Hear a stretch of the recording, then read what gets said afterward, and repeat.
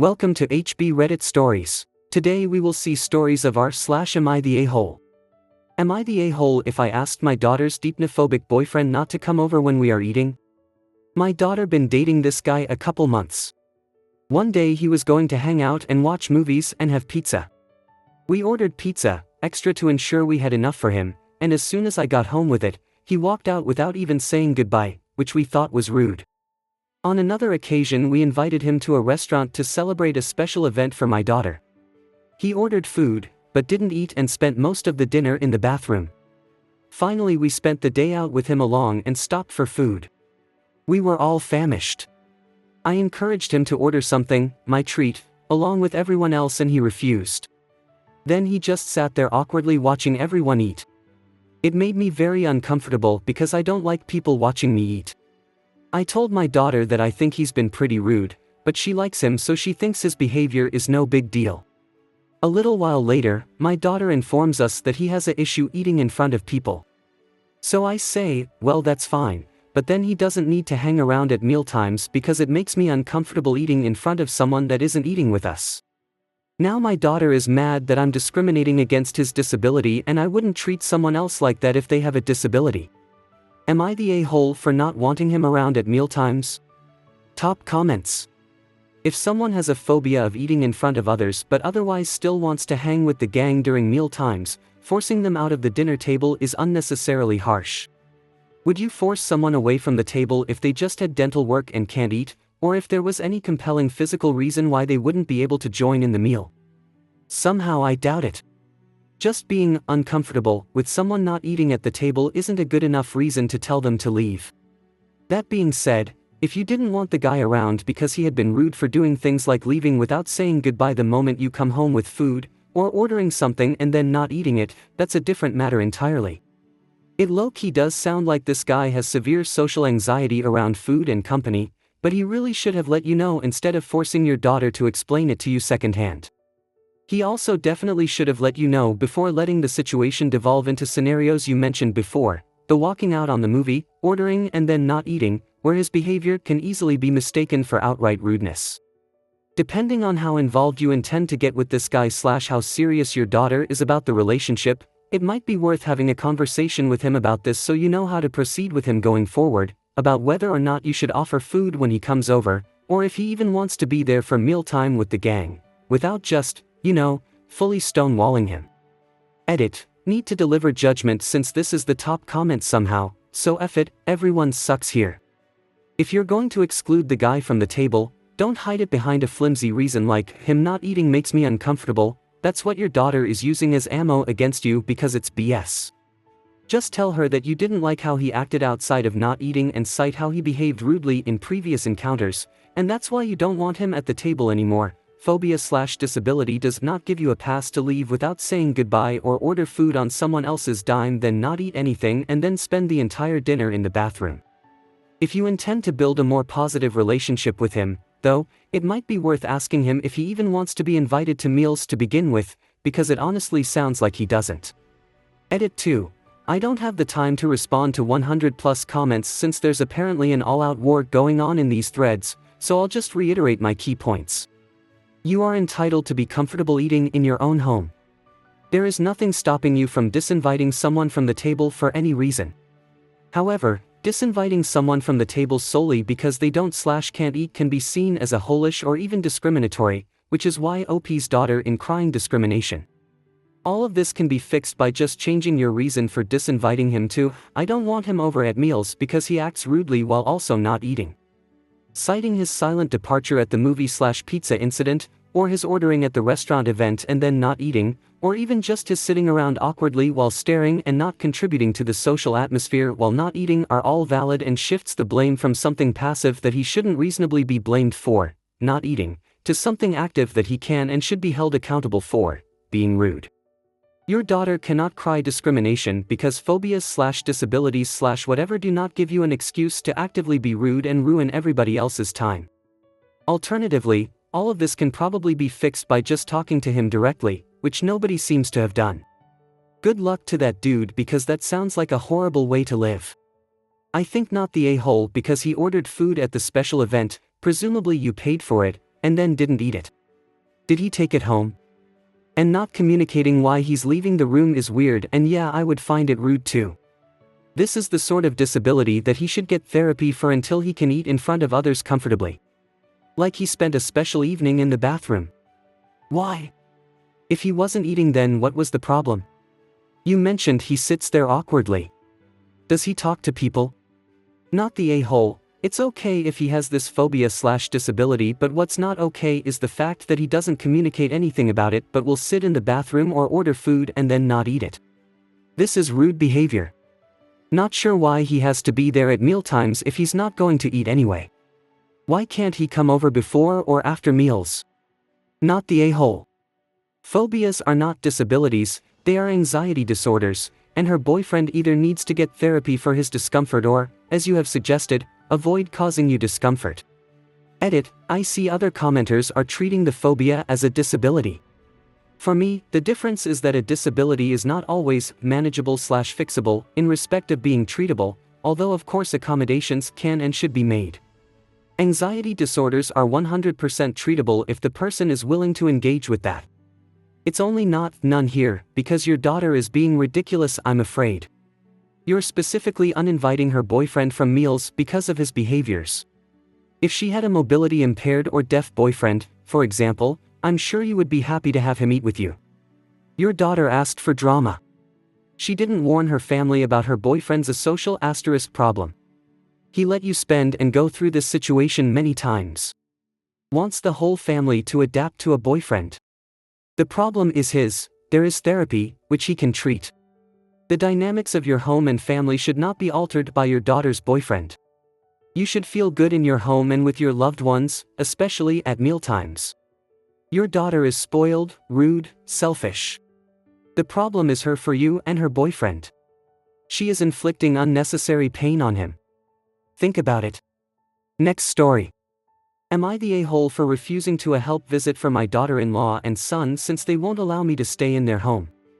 My son married Sierra, fake names, and they live 2 states over. Sierra is from a culture where it is customary after she gives birth she will not do any household chores. The family members, mostly women, will go over and do all those chores. So cooking, cleaning, shopping, etc. She explained this to me, and it happens for a few weeks after the birth. She is not close to her family, and it was asked of me to come up for a few weeks and do this. My son will be back on call a week and a half after she gives birth. She is supposed to give birth in about a month, and I was talking about logistics of the whole thing. I asked where I would sleep and she informed me that I will need to get a hotel. This shocked me since they own a nice home. I thought it over and decided I do not want to do this. I was already going to be doing them a huge favor by being a live-in maid. I was going to use all my PTO for this, and now I will have to also live in a hotel. This isn't even a culture I am a part of. I informed her that I will not be able to come up for the time she wanted if I have to stay in a hotel. I am willing to come up for a weekend at most if I cannot stay in their home. I got a call from my son and he is pissed. He told me that Sierra has been crying since and that I am being a jerk. That I am disrespecting her culture and rejecting her from the family. That he knows I could afford this, I could, but I don't want to pay thousands of dollars to be a maid. We got into an argument. I explained my points about, but he wasn't having it. Am I the a-hole? Top comments. At the absolute very least, they can foot the hotel bill. You may wind up being thankful to be able to leave the drama daily, instead of staying at the house. If you choose to go, make crystal clear you are not on 24-hour, drop everything call. Additionally, what the F is keeping your son from stepping up to do chores? It's not his culture that it has to be done by women. Not the a-hole. Opie replies. I don't know. The whole time she was explaining this tradition, all I could think it was sexist as hell. Info, not knowing what culture you're talking about, but it would seem reasonable that if that much time and effort is expected you would be staying with them 24/7. Is that the case with the culture you're talking about? Edited for Judgment, La Cuarentina, a 40-day postpartum ritual practiced in many Latin American cultures, aimed at supporting new mothers in their recovery and bonding with their babies. During this period, women are traditionally cared for by their communities, receiving assistance with household chores, cooking, and childcare. This cultural tradition is rooted in Christian customs of isolating and caring for new parents, which were once common throughout Europe and the Americas. Yeah, staying in a hotel would make that extremely difficult. If you lived nearby, it would work well, but you don't. You are not the a-hole, they are expecting too much. Not the a-hole. So, I am familiar with variations of this tradition in a number of cultures, actually. My passing, this is not my culture. Exposure to it has been about pampering the new mom and ensuring she has lots of rest and bonding time, and it's a very communal-based thing, where families live nearby, possibly together, and there's also aspects of knowledge sharing from elder women to the new mom. I have never heard of a hotel stay being a part of this tradition, lol. This sounds like cherry picking of a tradition that undermines what it is valuable about it to reduce it to you being a maid and spending a lot of money for the opportunity.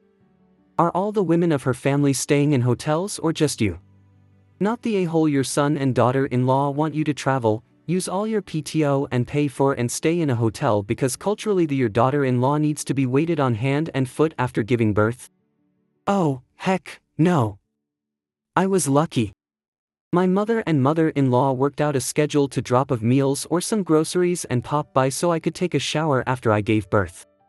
And I was beyond grateful. Your son's and daughter-in-law's request is over the top.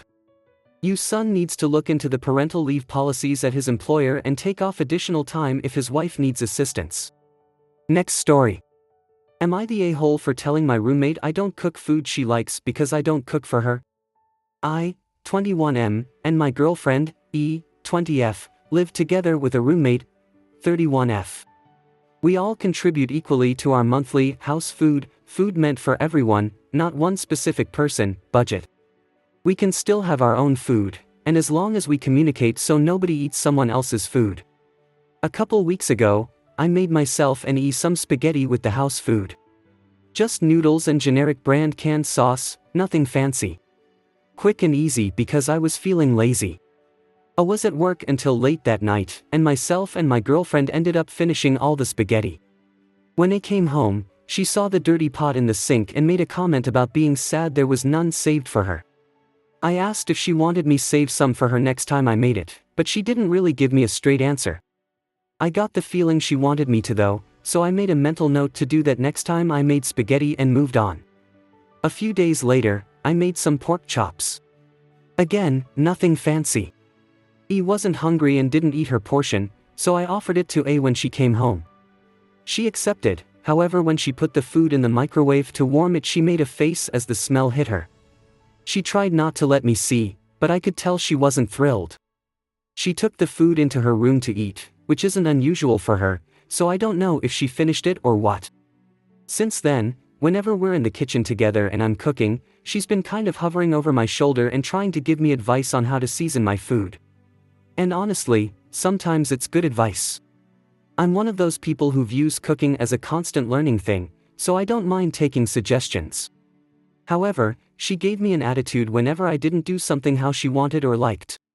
It was always subtle and unspoken, until yesterday. I was making spaghetti again. When I make spaghetti, I keep the noodles and sauce separate, so everyone can choose how much sauce they want. A's seen me make spaghetti before, but this time she said I made it the white people way. I feel it is important to note that she is also white. She said I should mix the sauce in, and I told her that wasn't how I make it. She told me that she liked it better when it was pre-mixed, and here's where I maybe went too far. I told her I don't care how she likes it, because I wasn't cooking it for her. I told her that when I cook, mine and my GF's preferences are the only things I consider, because the food is being made for us, not for her. If she doesn't like it, she has her own food to make, and there is nothing stopping her from eating that. She got all huffy and stormed off, and later on E said my tone came off a bit angry. I wasn't angry, I was just stating a fact, but maybe there was a way to put it more gently. I don't know. I'm told that I can sometimes come off as an a-hole without meaning to, that I have one of those resting faces that makes me look angry all the time even when I'm not. So am I the a-hole? Top comments. No a-hole here, as it sounds like y'all are all working a system that doesn't make sense. Like, if I contributed financially to the food you're cooking, too, would like to want to eat it lol. Y'all need to just have separate everything and cut the drama. Why do you have a house budget for food that you seem to be finishing? Of course she'd want a say in how something is cooked if you're finishing up all the food that she is contributing to. Just buy your own food. This system is clearly not working. Change up how you do groceries. You and your girlfriend buy your own and let her buy her own things like basics, condiments, spices, flour, sugar. Make community property.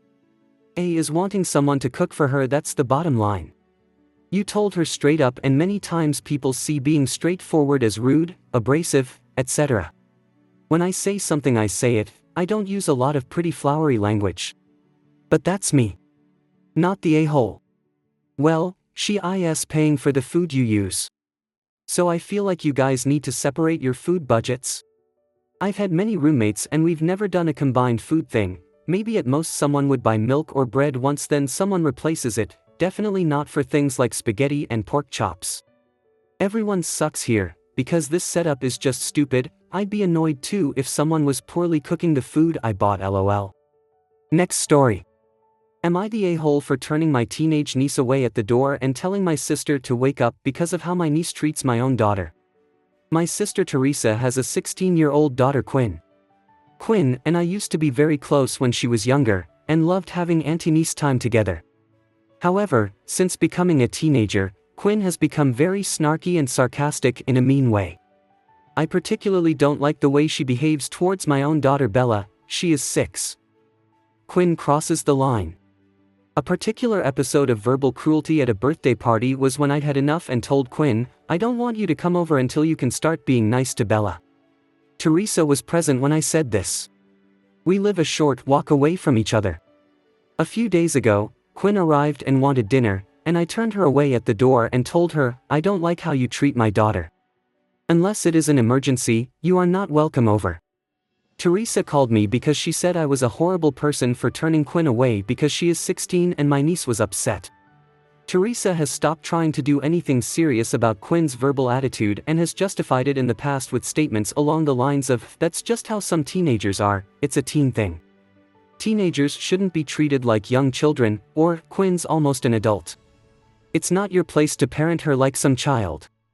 I brought up Teresa's past words and told her she is correct, that Quinn is an adult who doesn't need to be scolded by me. And I have a right to protect my child from an unkind adult. Quinn is already having issues with the school emailing home or friends making excuses for why they don't want to see her. And it's time to Teresa to wake up and do something about her daughter. Teresa and I have both given our sides to mutual friends and acquaintances, and they are divided. Some are saying that Quinn's attitude is not okay, but I was wrong to turn her away at the door because she's still 16 and my niece. They said being a teenager and rapidly going from childhood to adulthood is already a rough transition. And according to Teresa, Quinn appears to be having issues at school, and I should try to have more patience with her and see what may be going on outside of home.